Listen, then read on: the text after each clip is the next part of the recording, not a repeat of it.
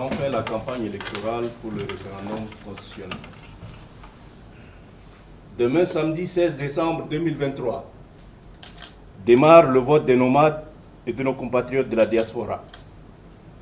Ce vote se déroulera sur 2 jours, tout comme le vote des forces de défense et de sécurité, appelés à voter uniquement le samedi 16 décembre 2023, conformément aux dispositions de la loi.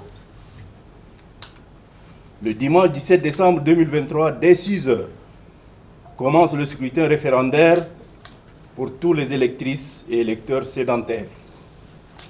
Il prendra fin à 17 heures. Bongor, chef-lieu de la province du Mayo-Kébi-Est, a accueilli le 14 décembre le 7e meeting du parti Les Transformateurs.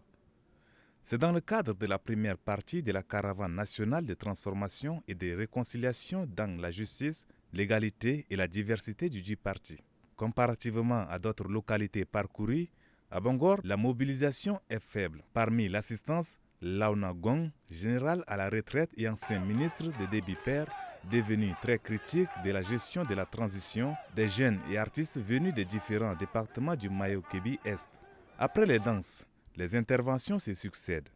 Les uns retracent leur attachement à la ville, d'autres s'enquièrent des difficultés des populations de la province comme le chômage, l'accès à l'eau et à l'électricité. À son tour, le président des transformateurs, Dr Masra Succès, la voix éraillée, promet monts et merveilles aux populations.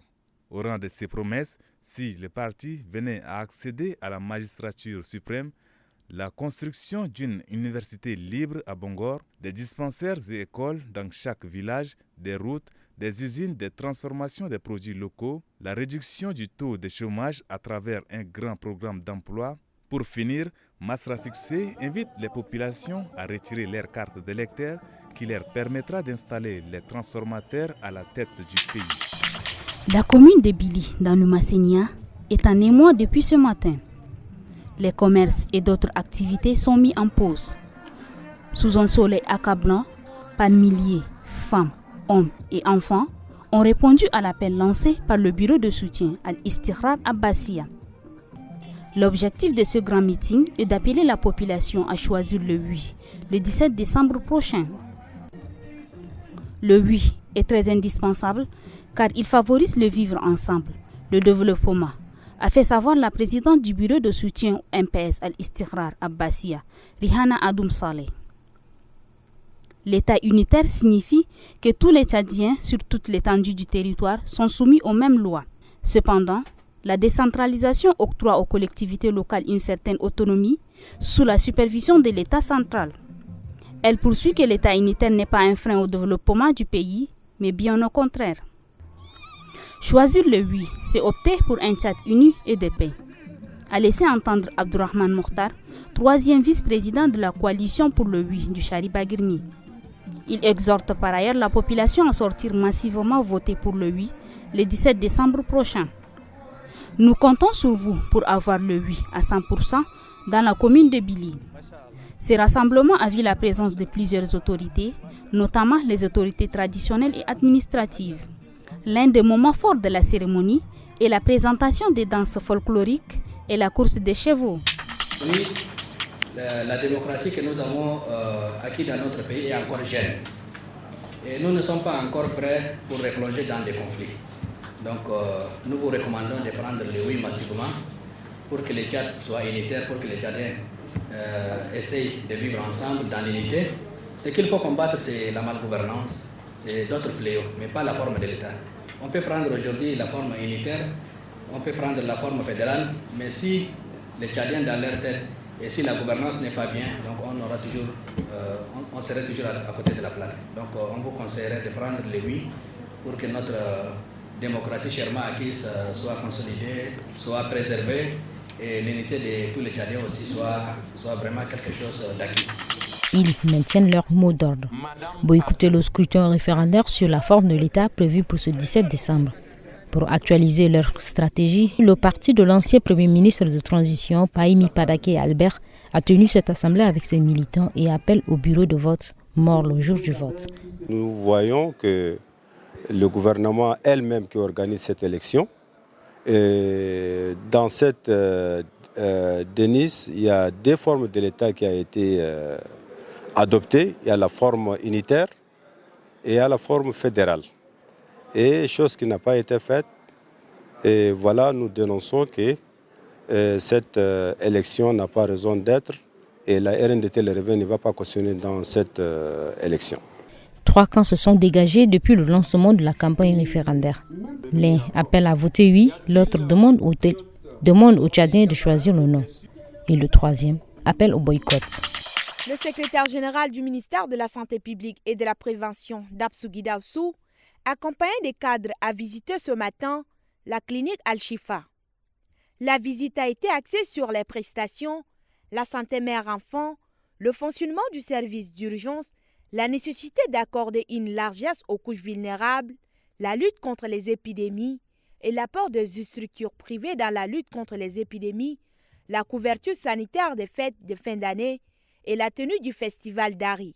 La délégation du ministère de la Santé publique et de la Prévention a visité aussi quelques services pour s'enquérir du respect des normes. Ce vendredi 15 décembre 2023 à Delhi, dans le Logone occidental, un match amical de mobilisation et de sensibilisation en faveur du vote oui au référendum constitutionnel a été organisé. Le coordonnateur de CIS, accompagné d'une délégation, a transmis un message de paix, d'unité et d'espoir pour un Tchad fort, uni dans sa diversité. Au terme du match, c'est As Futur qui remporte de 3-1 contre As Bouclier.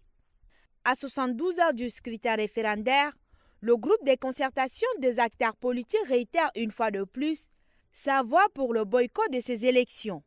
Par cette occasion, l'organisation a lancé un boycott en ligne. Selon Baba Ahmad Baba, membre du GCAP, ce vote en ligne permettra de désapprouver ce référendum et marquer son rejet afin de réclamer en lieu et place un processus référendaire légitime, inclusif, égalitaire, transparent et sincère. L'Union des syndicats du Tchad entend faire une marche pacifique ce 16 décembre 2023. C'est dans le cadre de ses activités de coordination de la coalition Wakitama. L'objectif étant de dénoncer la tenue du référendum constitutionnel dans les circonstances opaques en violation totale des résolutions du dialogue national inclusif et souverain. Ils sont une vingtaine de jeunes participants à prendre part à cet atelier de 72 heures organisé par le mouvement Calling Up Nutrition en partenariat avec Action contre la faim. Son objectif, fournir une plateforme pour un engagement significatif des adolescents et des jeunes dans la mise en œuvre des questions de nutrition et de sécurité alimentaire axées sur les jeunes. Je félicite le travail qui a été abattu durant les 4 jours et le maillon qui manque, qui est celui du réseau des jeunes, est mis en place. Vous savez que les jeunes représentent en Afrique 60% de la population. Ceux qui ont moins de 24 ans font 60%. Donc vous voyez qu'on ne peut rien faire en ignorant les 60% de la population. Donc vous avez votre mot à dire, vous avez votre rôle à jouer, vous allez être des acteurs et vous pouvez contribuer énormément à ce que nous faisons. C'est une occasion pour le président du réseau des jeunes pour la nutrition au Tchad de saluer cette initiative. L'importance que vous avez accordée aux jeunes en assistant à cette cérémonie prouve vos bonnes volontés de développement, de changement et pierre que vous avez apporté pour la lutte contre la malnutrition dans notre pays. Nous vous remercions pour vos assistances, pour vos présences et pour votre disponibilité à être à côté des jeunes pour se lancer et pour porter haut le flambeau de lutte contre la malnutrition au Tchad.